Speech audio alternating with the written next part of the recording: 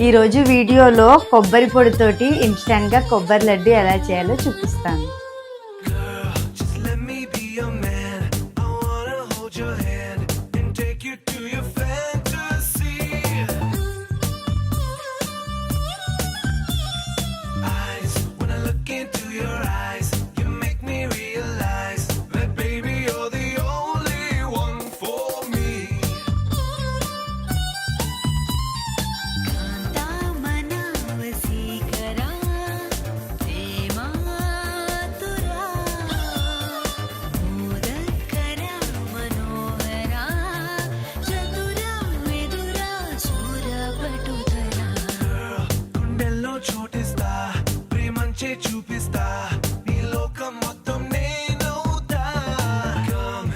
Chinnu